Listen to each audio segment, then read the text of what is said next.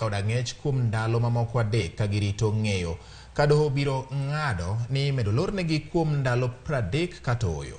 Jomin buche nokwedo doho mondo omigi thuolo madhi nyime gi timo nonro ka achijego ni Odang'ech. Jal bura e doho ma Kahawa Diana Mochachi oyie kod kwayo mar jomin buche makmana ni omigi ndalo adek mar chwaro lipot margi ka burano ibiro winj tich ang'wen mar jumani.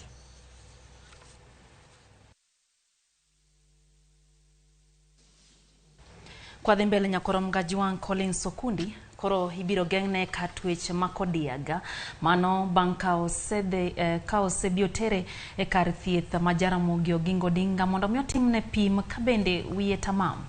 Mano kaluwore kod bura maluwore mar nek mar Barack Oduor mane en jarit mar Aida Odinga. Doho ma Kisumu ogolo chik ma kamano mondo mi ochiw thuolo ne achijno koro ka bende obiro yie kata dagi ketho ma ibiro somne nyim doho. Kogolo chikno jang'ad bura Berry Lomolo bende omedo ni tarik 3 ma dwe manyien achijno ibiro tere doho mondo yie kata otamre ketho ma odonjnego. The accused person Collins Okundi having been brought before this court on this day, I hereby make the following directions. 1. That the accused person to be taken for mental assessment at the Jaramogi Oginga Odinga Teaching and Referral Hospital. 2. The accused person to be held at the Kisumu Maximum Prisons in the meantime awaiting plea taking. 3. The accused person to be presented before court for plea taking on the 3rd of November 2022 before Kisumu High Court number 1.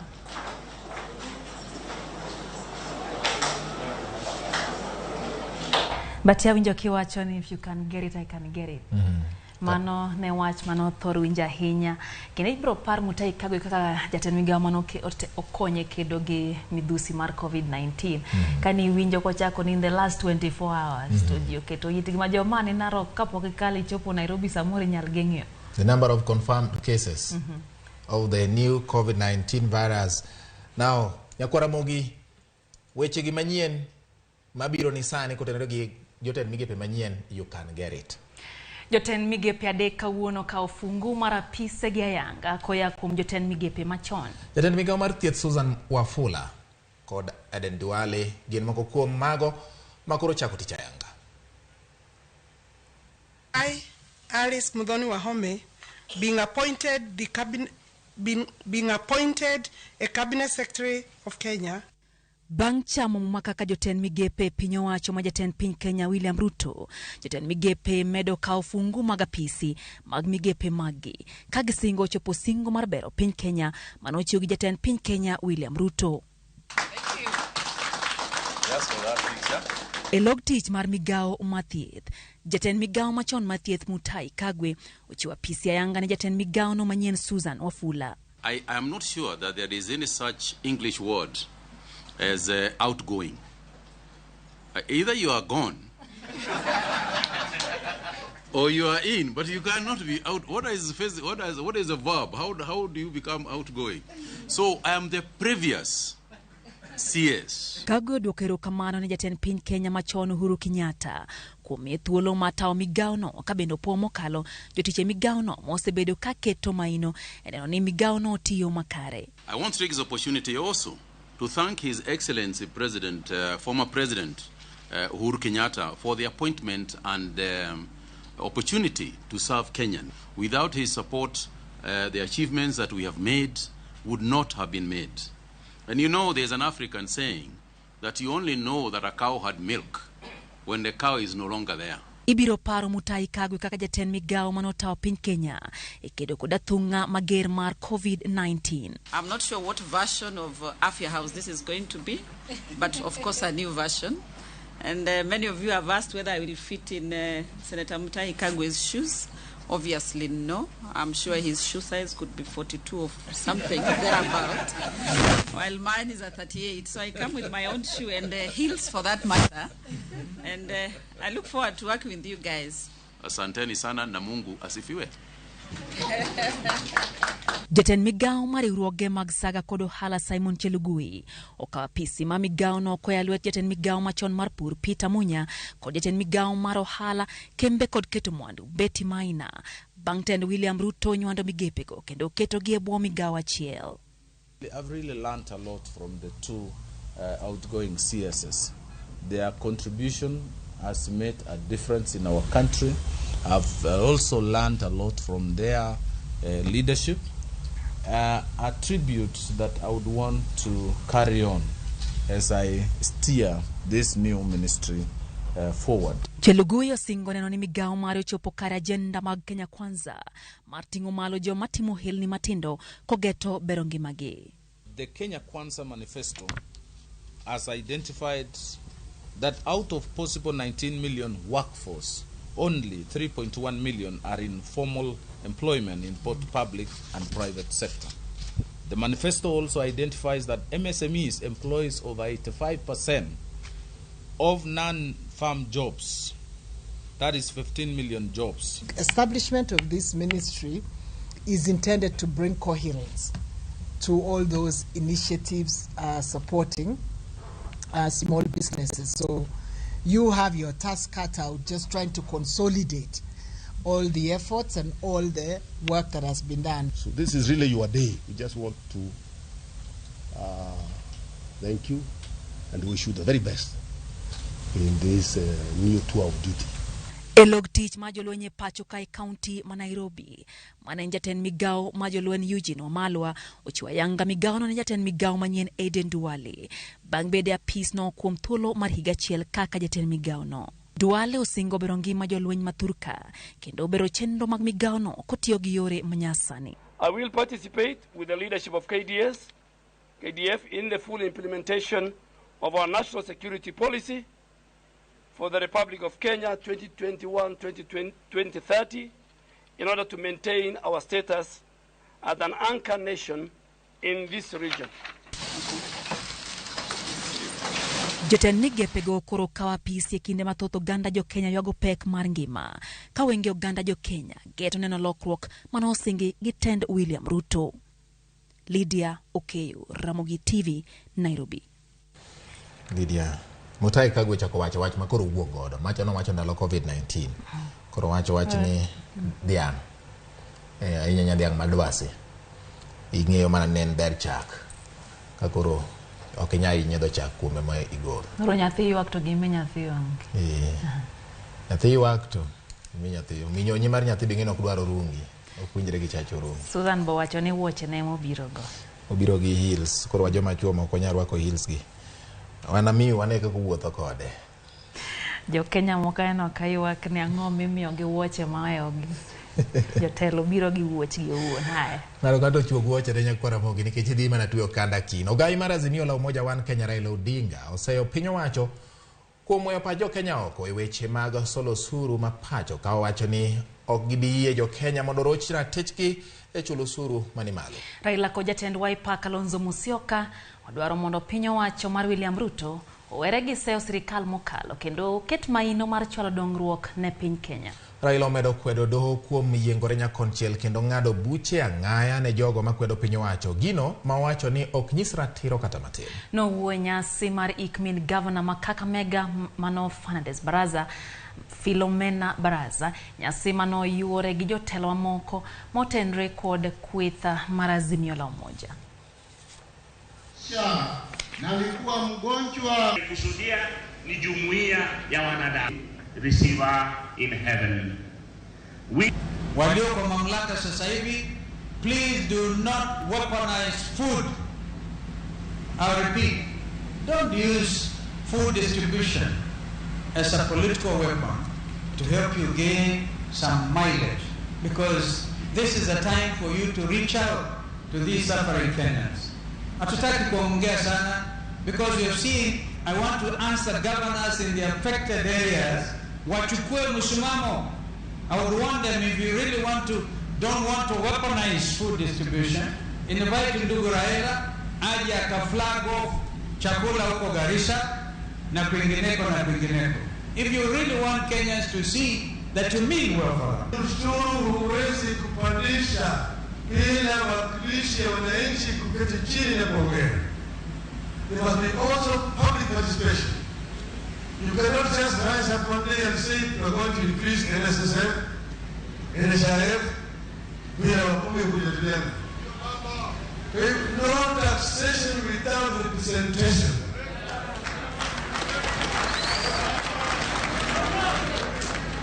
Kwa hivyo, kama wanataka kupandisha ushuru, waseme ngapi wanataka, na tuende tuzungumze kwanza sisi kama wananchi nje, public participation. Wanene peleka kwa bunge, hawa wajumbe waende wazungumze hii maneno, wakubali au wakatai. Tutawaambia kwamba wakatai. Kwa dhimbele nyakura mgajuan komiti marod bura mar Senate mochungne chenro mag ohala koni koro gidwaro nono matut moko kuom paro mag chike mayande opedhi od burano e thuolo mokalo mar yango koda ka giwinjore gi telo manyasani kata ooyo. Magi ne giwacho romo ma gibago Mombasa kama bende gikoni nitiere dwaro mar kaunti ma Meru tieko yorruok manie kind MCAs mag kaunti no kod gavana margi maneno ni chenro mag dongruok odhi nyime yo madwarore. Jafwambo marwa Joja Oko miyo waler. Jokanyono mag kamati mar od bura mar Senate mochung'ne chenro mag ohala ne obago romo e kaunti ma Mombasa. E romono, achiel kuom twak mane gimiyo pek en rango kendo kolo matut moko kuom chike manoriko pedhi e od burano e thuolo mar telo mokalo ka bende gidhi winjore gi chenro mag telo masani kapok okadhgi kaka chik. Kwa hivyo katika hii miswada na mingine ile mpya italetwa ni kurainisha hizo sheria zote, hizo bills na manifesto ya serikali mpya. Na zile mbiu zilikuwa pia za private members. Tutaziangalia tuone vile zinaweza rundi. Hata kama wengine walileta na wako walienda nyumbani, tutaangalia zote umaarufu wake na uzito wake tuweze kuzirundisha. We're in the process of entering a consent on the matter that is before the Supreme Court between both houses, the National Assembly and the Senate. As a SBC, we approved last week what we consider to be our terms of the consent. They are not conditions, they are terms to negotiate with, and proposals actually that we've given to our speaker and asked him to negotiate with his colleague from the National Assembly together with his team. Yuarruok mosebedo kadhi nyime e moko kuom counties ma pacho ka e kind governors kod MCAs kaka mano ma Meru ne bende gikoni onego rakruok godo mapiyo mar gayo midhieche makidek juko jopiny. Waongee, hakuna jambo ambalo haliwezi kusuluhishika ama kutatuliwa. Kwa hiyo si kwamba itakuwa furaha yetu sisi kupata ile petition yao ya kwamba wanataka kumuondoa gavana. Hapana.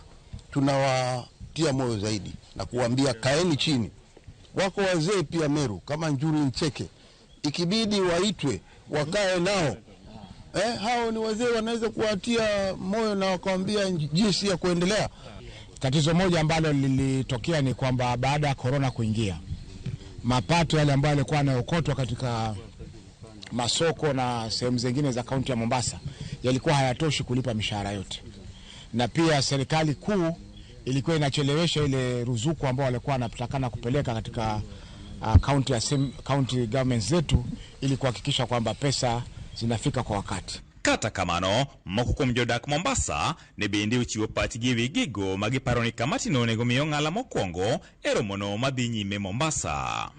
Gima waparo ni senators nyalo lose en thung'o sirkal mondo sirkal mamalo odhiro tonglo makore lach kowuok exchequer kata national treasury mondo mi japiny man piny kaendi owinji yweyo. Senators otema tek mondo oket MCAs machiegni nikech MCAs go ema timo oversight ne governor koriwore kodgi.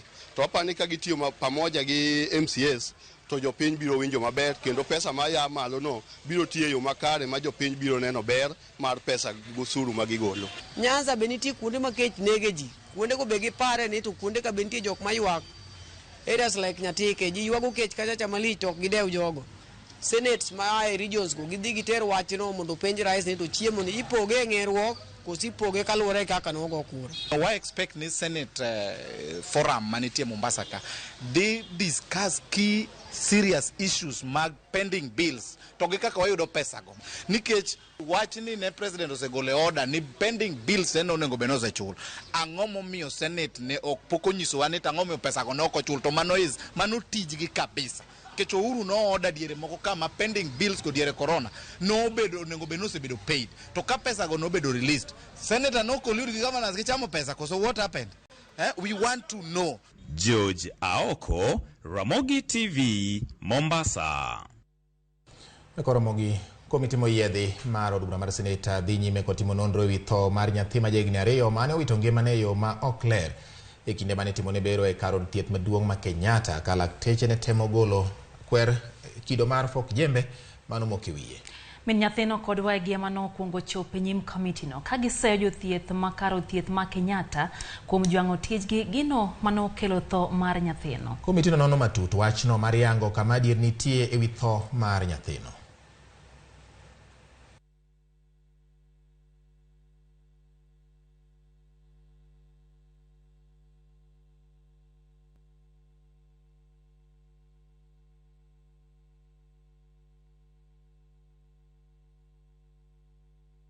Wakati daktari alikuja kitu saa 4 hapo, akafuguanisha mtoto, kapiga picha, alafu akamfuga. Nikamuuliza, kwani umemfuga hivyo, kwani hatibiwi?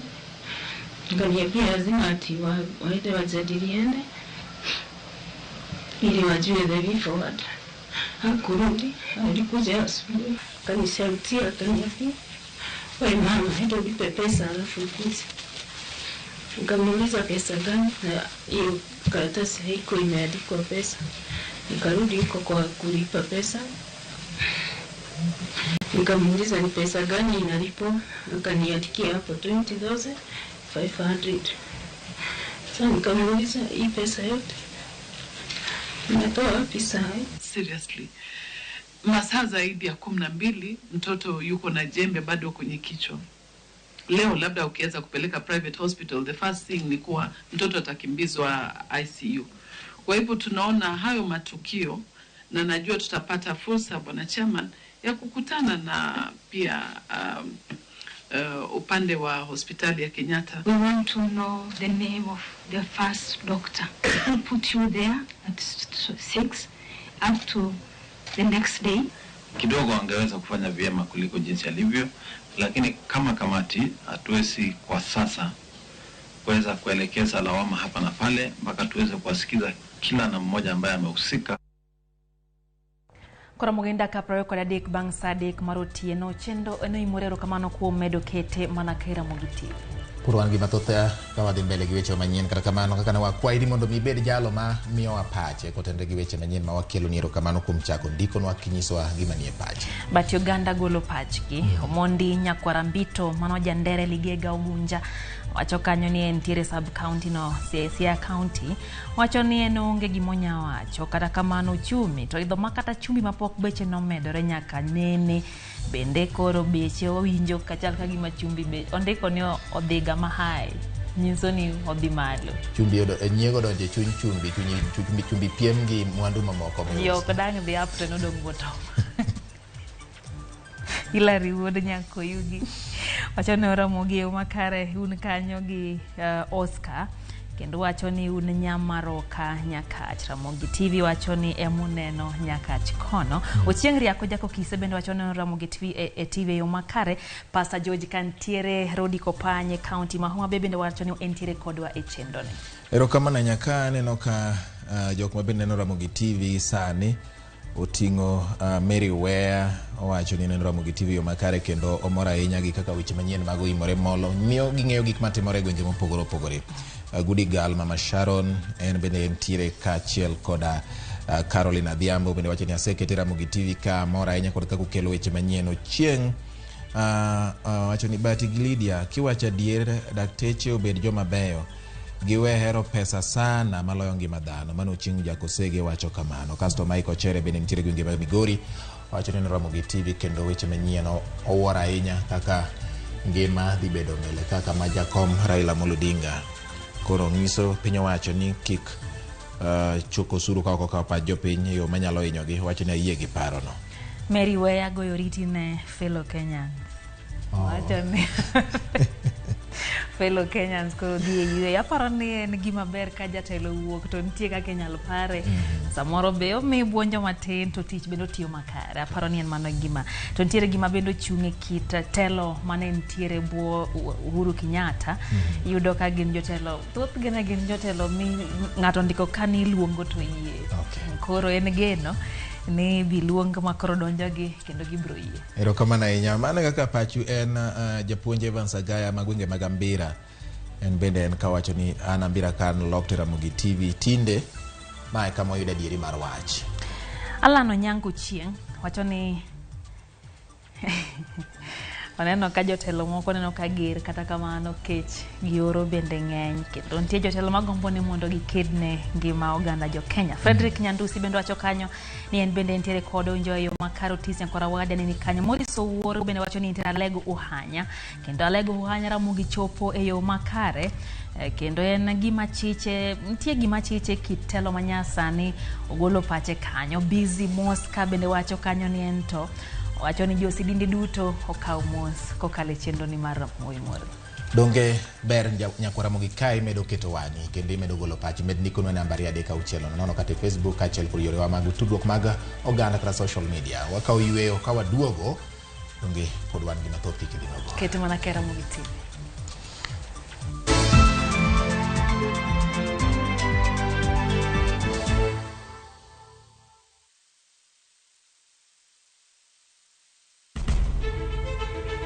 Penj laktar ok en ka chenro moro amora. Wach mar P2 emergency pin e monyo gino kapere mene giketho system. Wakelo ni achiel kachiel lakteche man gi lony mar arieya e weche ngima dhano. Koro ka goyo picha to dhi nyisa kind lekene.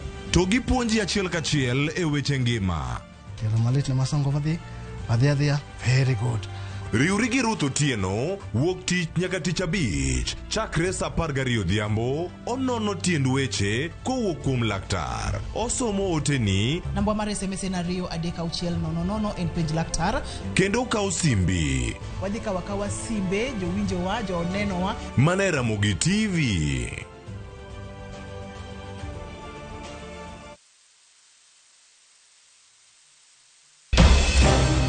Weche ng'eny sa matin. Nyakwar Ramogi. Kaka jokanyana, ere kaka wadhegore gi jogi yor loso mwandu. Wawinji maler, pinjane penjo main godo no. Ng'ato kik iluong ni mwashemewa kapok otimo gimoro ma eshimika. Tini jopiny. Wang mbui kae ni wacho ni budget idhi somo ok nyal konyo uchumi masani. Koyot mbele kae. Gimi thuolo mokwongo ne weche mag thieth. Jowa ok thor lao ohala chik. To sane makuru chopo kama ginyalo wache gik machando chunygi. Buch jopiny tudri gi jalendo Trevor Mbija saa 3 otieno. Mane Ramogi TV. Kik bai.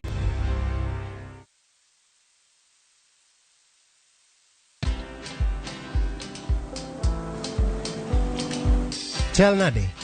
Chal ka gimi kaka ng'iyo sim gi pacha te? Kiki ahinya. En mana ni asebedo e story ahinya. Mana kaka rally manyochacha ne chal ka gima ne an kanyo kane otimo kendo kane iyawo chiro manyien ne chal ka gima ne an kanyo.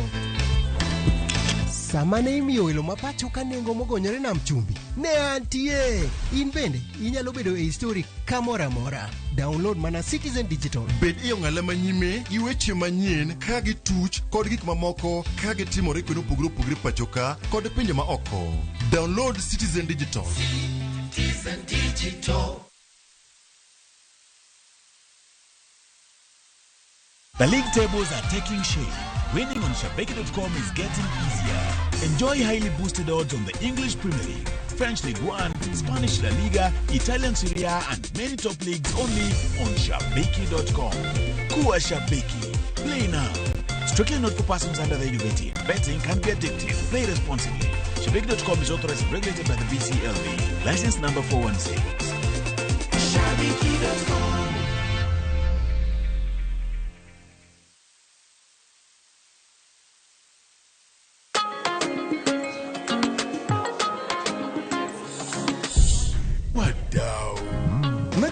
mnaweza do more na direct line.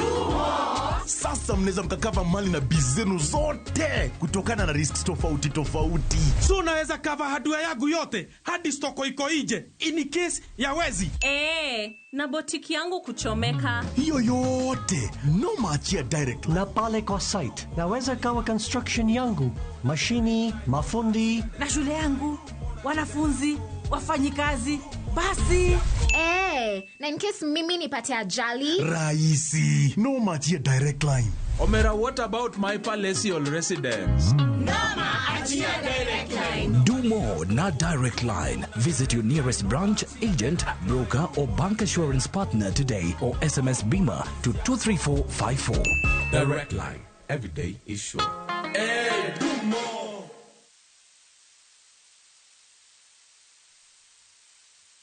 Collect fare kwa boda au matatu ukitumia ViewPay cashless na uqualify for bima ya 100,000 shillings pamoja na medical cover ya 20k na permanent disability cover ya 100k kwa 5 bob pekee. Dial *236# today to start using ViewPay cashless.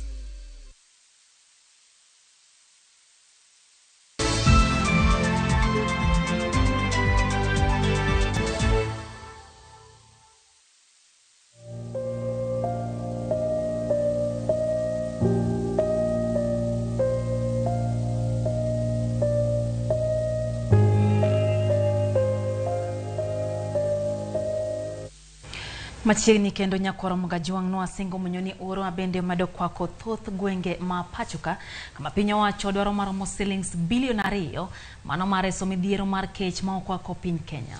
Jalup jatend piny Kenya Rigathi Gachagua wacho ni nyaka sani maromo shiling milion 114 osesol kama moko bende pod dwarore mar kedo gi oro. Gachagua loso kano sidho chenro mar ohala madhi kelo kanyakla sirkal kod sekta mag ohala mago mag ji giwegi. Kakimiyo waler kod jafombo marwa Walter Nyambaga. Kenya hapa Kenya. Jalup jatend piny Rigathi Gachagua obago romo kod kembe ji giwegi, ojende kod joketo mwandu kaka manyo yore mag kelo tudruok makare kod piny owacho.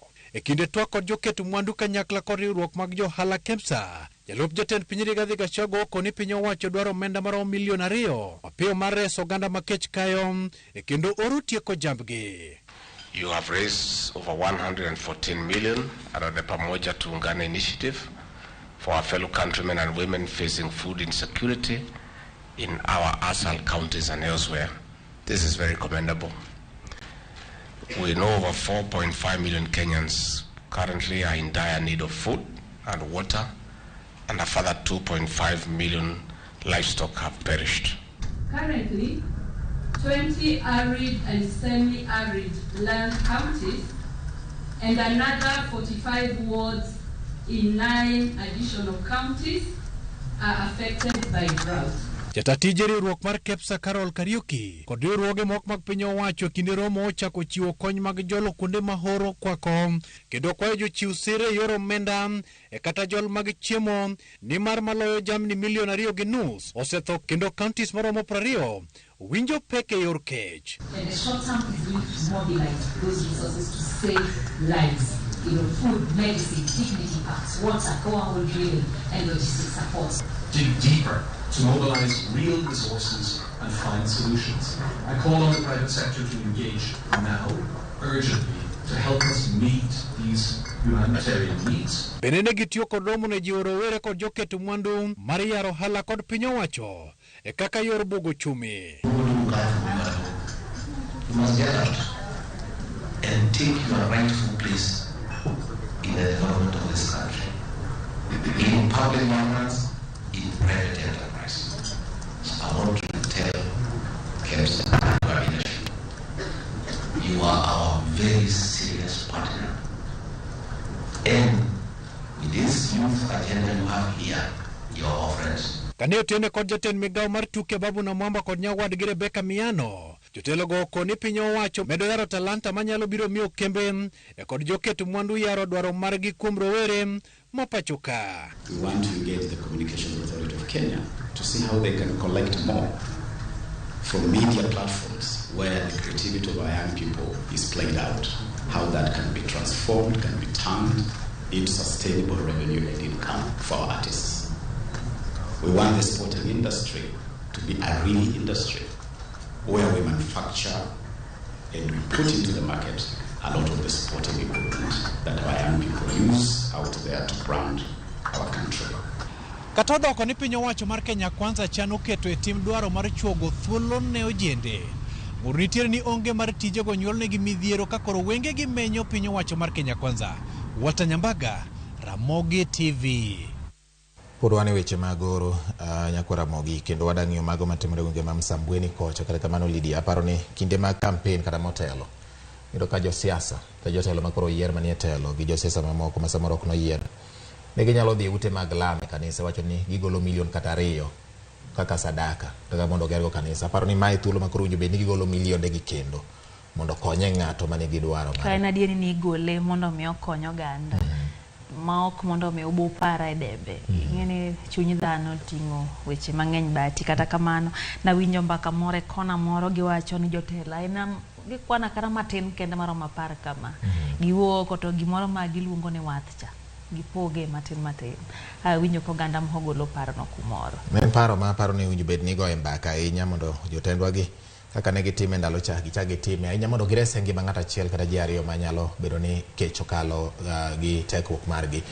Jalup Commissioner mar gwenge ma Msambweni Lotiatia Kipkech ogolo siem ne pisas mapogo chiemb kony ka owacho ni moko kuom gi timo mibadhi e pok mar kony makamano ma ichiwo kod piny owacho. Olero ni chiemo go nyaka chop ne familia ma yuto gi ne piny mogik kendo onge kod nyalo mar yudo chiemb kony e kinde makoro oro kod kech obembo thoth jodak mago mawuok e kaunti no. Oloso e kinde pok mar chiemo e ward mar Ramisi kama omedo ni thoth jodongo kod jomong'ol koro onge nyalo mora mora mar yudo yo mar chiemo ka geno margi duto giketo kuom chiemb kony ma ichiwo gi piny owacho.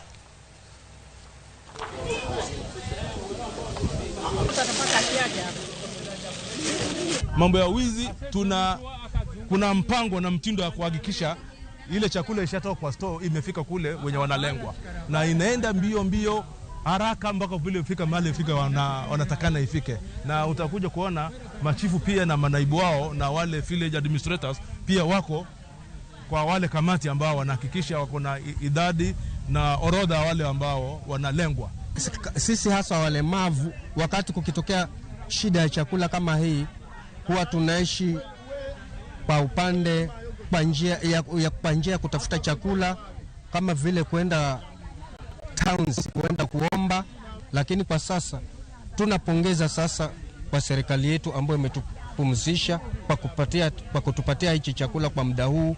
Beneficiaries tunajua ni wengi, lakini kulingana na chakula tulichopata tumeweza kufikia beneficiaries 1800 ambao Karamisi wadi tuko na beneficiaries 500, Kinondo beneficiaries 500, Ukunda beneficiaries 400, Bongo Gombato beneficiaries 400. Kwa hivyo tungependa sisi kama serikali ndasikiza atuongeze chakula, maana wengi wamebaki nyumbani wana shida zaidi. Tunashukuru serikali ya Ruto pamoja na county government kwa kutupa chakula kwa kipindi hichi ambacho kuna kiangazi.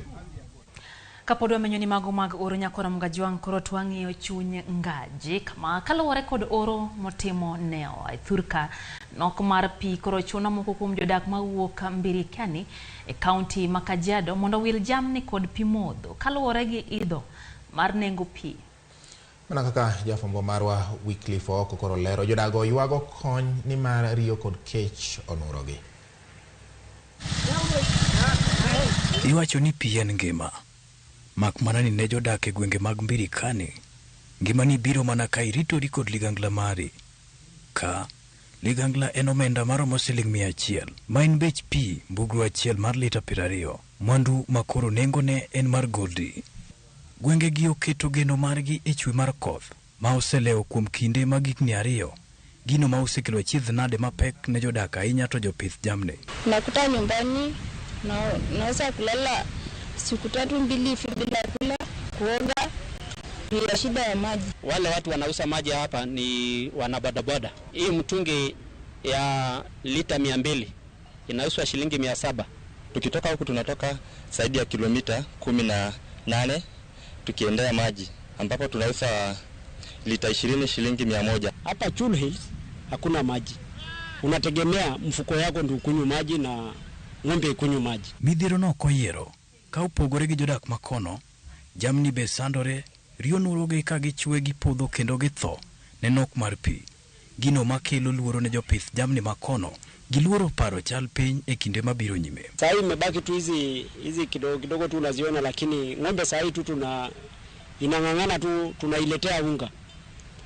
So hapa sasa bila unga ng'ombe survive. Na wakati tunapeleka ng'ombe sokoni hata inakufia njiani kabla haijafika kwa soko. Tukisimama sasa 60% mpaka 70% ya mifugo simekufa kwa sababu ya njaa. Kata osebedo ni riwruok moro mar kony osebedo ka jologi gi pi modho, jodak mawuok e gwenge mag Lemasusu, Lenkaji, Ingirigiri, Irimau kod Chulu wacho ni pino okoromo kata budo duol, ka koro gikwayo kony mamoko mag pi kod chiemo. Kwa asilimia kubwa tutategemea sana wahisani ambao kuja kutusaidia, tukiongojea bajeti ambaye supplementary budget hivi karibuni ambayo itakuwa tukitafuta pia suluhisho ya kudumu.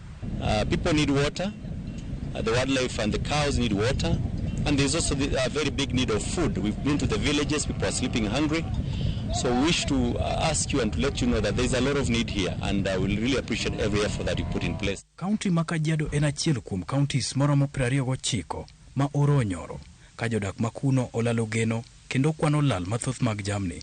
Ma en gino makende ne jodak makono kaluwore ni ma e yor yuto margi. Weekly Foko, Ramogi TV. Wadhi gwenge ma Migori kama moko kuom jokanyo mag sekta mar somo e sub-county ma Wendo dwaro mondo piny owacho obi kod chenro mar chiemo ne jopuonjre mawuok e familia ma ochando kod mago ma ok odak kata modak e kuonde dak ma yuto ni e piny. Mamondo okony e duoko piny tuoche ma ikelo kod nok mar chiemo e kind jopuonjre kaachiel kod tieko leo ma jopuonjre ne sikunde. Jojuma miwa ler mar wacho. Nok mar chiemo pod okwako pacho kae ka jokenya mathoth ok nyal yudo gago didek e odiechieng' achiel. Nok mar chiemo ni osethiro chenro mopogore opogore mag oganda ma oting'o kata wechego mag somo e moko kuom sikunde e kaunti ma Migori. Nyithindo modak e slum ka jonyuolgi ok odak maber ahinya, ok ginyal afford. Koro ng'eny ne nyithindo ka duogo e skul saa 8 to ng'eny nyithindo neno mana kudo gi magichamo.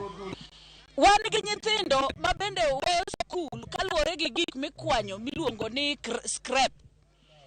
Nitie nyithindo ma jo grade 2, moro ja grade 4, moro ja grade 3. Dak jomoko nitie modak mana gi joma oyie konyogi, well wishers. Nyithindo gi samoro ok yud chiemo to in odiechieng'. Moko kuom jopuonjre mawuok e familia monionge ni piny ok chopi e sikul nikech kech maliyo, ka moko to koro chopo to kech maliyo koro baro gi ndasi. Koro yudo ka nyithindo kobiro skul ok ka gidok dala for lunch ok giyud chiemo. Iyudo ka gidhi samoro wene nyathi chai, samoro we nyuka gi mandas achiel. Nyathi koduogo nyathi ninda, nyathi ok nyal somo e yo makare. Moko be ok duogi, kiny kipende to koni ni japuonj na nindo kech. Koro kaka na riyo kech, koro kaka na duogi no tama. Kana wanyalo yudo partners manyalo organize, manyalo part support mondo wachak program mar feeding e school. Sikun pae mado mara nindo e sub-county ma Wendo nitiere kod kwan mathoth mag jopuonjre ma osebedo ka leo sikul nikech midhiero mar koso chiemo. Nyithindo maromo around 220 which are nindo as a school nigga population madhi around 680 learners but 220 they marach sama judugo school no ka gin gi gionge ngima maber. Koro ng'eny nyithindo dak e slum area to kendo nyithindo masandore ahinya gin nyithindo moko gin total orphan ma janyuol onge, miyo bende onge. Moko kuom jokanye sekta no mar somo wacho ni ber ka ibiro kod chenro mar chiwo chiemo e skunde ne jopuonjego mowuok e familia monionge ni piny. Wakwayo nutrition is a major problem sani skunde te. Wakwayo feeding program manyalo biro nyithindo modak e slum kai. Nikech nyithindo modak e slum kai ndi moko dhi without lunch. Migao mathieth e kaunti ma Migori yango ni oganda mathoth e kaunti ni ma Migori ok yud chiemo e yono makare. Doga ka stunting my national government and 26%. to marwa mar Migori County wana 26.4%. So nwang'iyo matut kaka wanyalo kono indigents. Indigents gin jok modhier mogik e Migori County.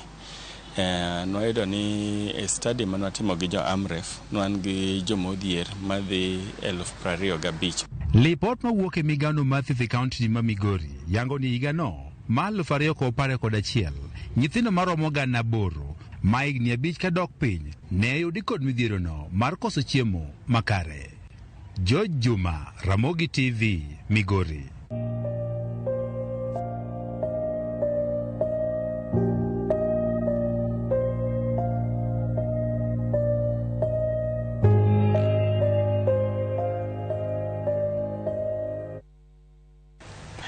Kwa dhimbele nyakora mgajiwa nkoro wang'io mag motendre kod weche go mag somo kama put manyocha uchuogi mondo mi onon chal mar somo manyasani mar CBC koro chaka yanga chenro mar kao pach jopiny e counties ma pachoka.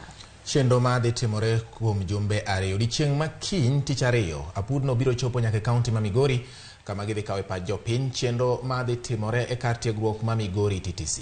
Lalruok makamano biro dhi nyime gwenge mamoko kaka Busia, Kwale e kin mamoko. Chieng' tich ang'wen jomani kaunti ma Homa Bay, Mombasa kod Nyamira gine moko kuom mago ma apudno dhi kawe pach oganda. Skundi awuoyi ma Homa Bay Boys ema idhi bagie twak e Homa Bay ka Mombasa to twagno dhi timore Coast Girls.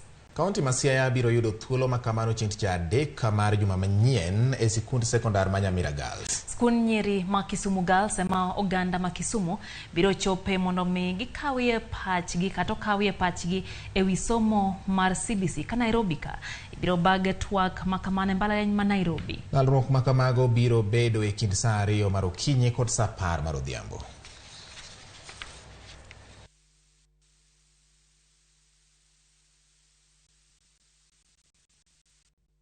Wadonje mago magalam koro Lydia kama gikone to kanisa mar Nomia oketo tenge ywaruok ma osebedo e kindgi kuom higni mathoth. Pogruok margi kweth mokwongo notelie gi Michael Jones Odhiambo Obego kama chielo to notelie gi Moses Teddy Hayomo. Kweth ariyogo nyoromo kendo bang' twak ne giriwore mar loso telo achiel mar kanisa mar Nomia. Nyinga Nidam.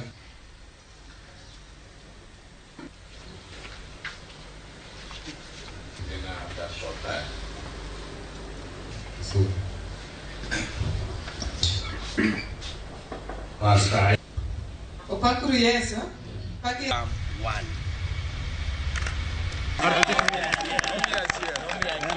Iber ka wariwo din manomiya to ka wanyalo loso kod my counterpart principal Moses Okech mondo waber kanyachiel walosi noyie moketo wapiny mwaloso kendo watieko wach gik mane wawacho go koro gina nuochi waketo gi e tim kawuono. Omiya kwani no miya chach be mondo bi odongie kaka dinde mamoko waol gi dhi e court saduto to wanjo manyalo wuoyo to gimwegore ne onge. Gimando wacho ni jonomiya ne kochakore kawuono wan gi telo achiel mar Nomiya. Telo achiel mar Nomiya no bro wuoyo to gima giwache ma bro timo. Telo achiel mar Nomiya no ema bro telo to jonomiya bro luwo bang'gi. Akwayo ng'ata mantie gi paro mopogore wabiuru kamoro achiel mondo wawuo kamoro achiel na kitabu wacho ni biuru mondo por wach. Wapor wach kamoro achiel buche mego tenge koro bi konyowa. Walos buchewa e bwo umbrella mar telo ma waseketo kawuono mondo wachak wuotho. Onge ng'ama ohero kama ni dwa kete to Nyasaye oseketowa kama oketo wano kanye mobro tiene Nomiya. Akwa Nyasaye mondo gwedh Nomiya mondo Nomiya owuoth kaka dinde mamoko ka wan gi telo achiel. Aduoko erokamano ne Nyasachwa motimonwa ma kuom kawo jotendwa ariyo mondo bed piny momigi rieko mar riwo din mondo din obed gimoro achiel. Kawuono wan Nomiya Church nyocho kwa bete buche one side nigi buche one side nigi buche one side nigi komitine one side nigi komitine but today e nying Nyasachwa manie polo mwalamo otimo ng'uono moriwo Nomiya obet gimoro achiel.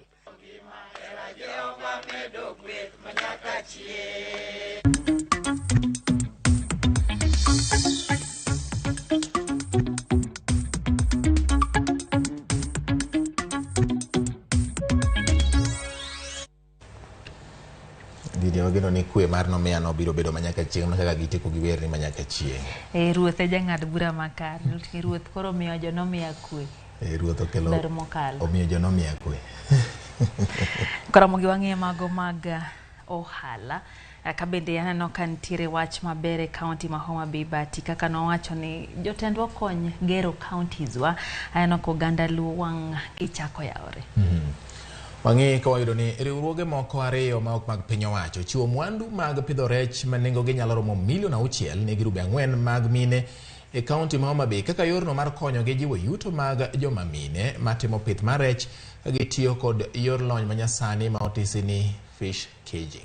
Riwruok mar ECO Network Africa kod mano mar MIDA ochiwo mwandu mopogore mag pith rech ne grubego matimo tije lupo e dhowedhe mag Litari, Kaugege, Mrongo kod dhowath Mawakula maduto yudre kar chung' od bura ma Suba North. Jatije maduong' mar ECO Network Africa Jennifer Riria okoni dwaro margi en ting'o malo yuto mag mine manie pith mar rech mar duoko chien timbe moko ma ok odhi kare ma thoro juko joma mine sekta mar lupo e nam Lolwe.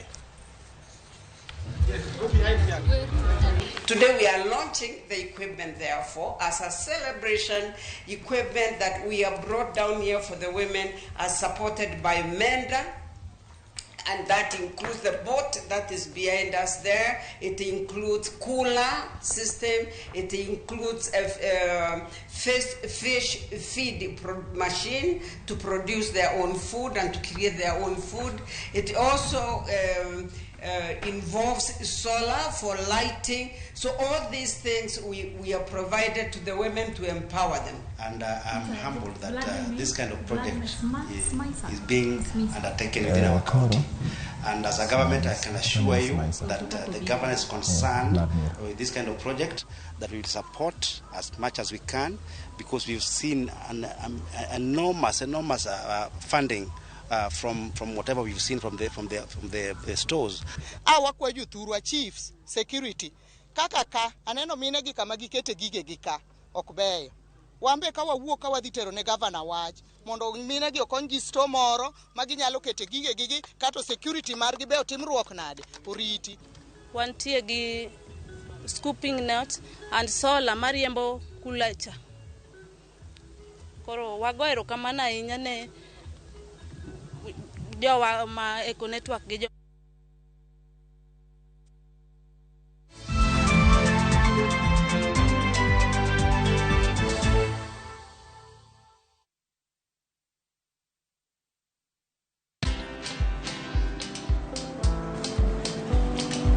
Chal nade?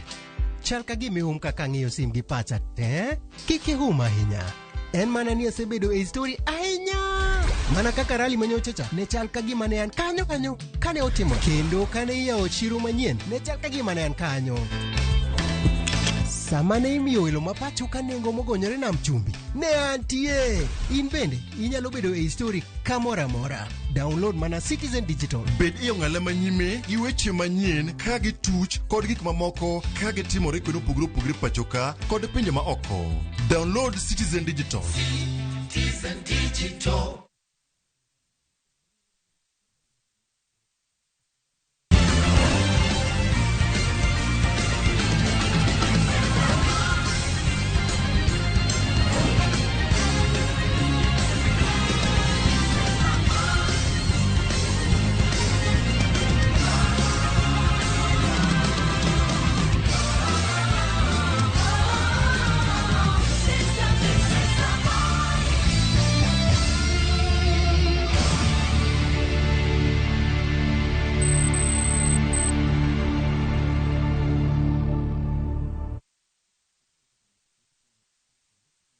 Twende Maju na View Travel.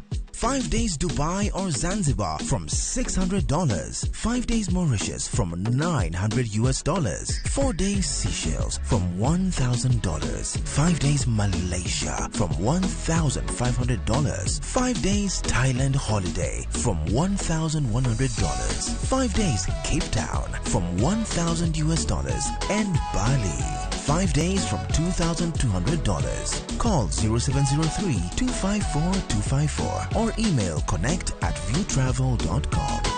To fly Maju, pop.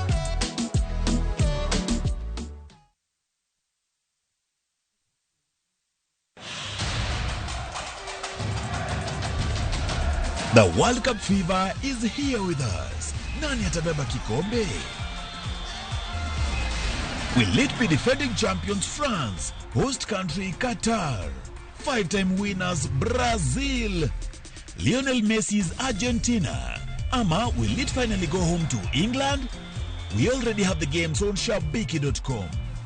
Weka prediction yako sahi when the odds are still high on who you think will win the World Cup. Ushinde chapa. Mapema ndio best. Strictly not for persons under the age of 18. Betting can be addictive. Play responsibly. Shabiki.com is authorized and regulated by the BCLB. License number 416. Shabiki.com.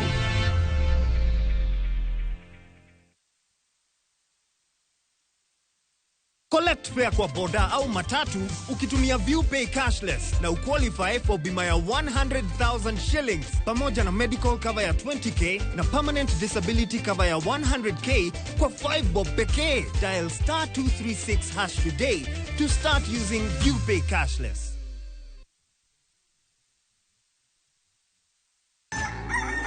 Kapok pinyoru, kapoko ya uchiro, jopur ochako odiochieng'gi.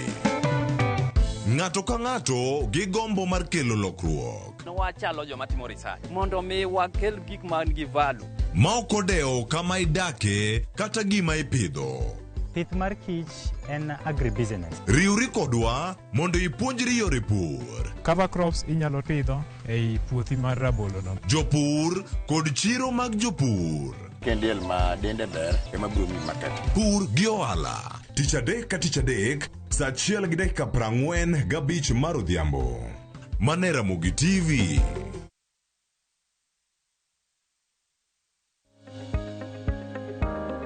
Inyalo konyori kachiel kod jogo midakgo kata jogo mihero e kinde ma iluoko lweti ahinya to e kinde ma inyalo yudo kendo lando chilo.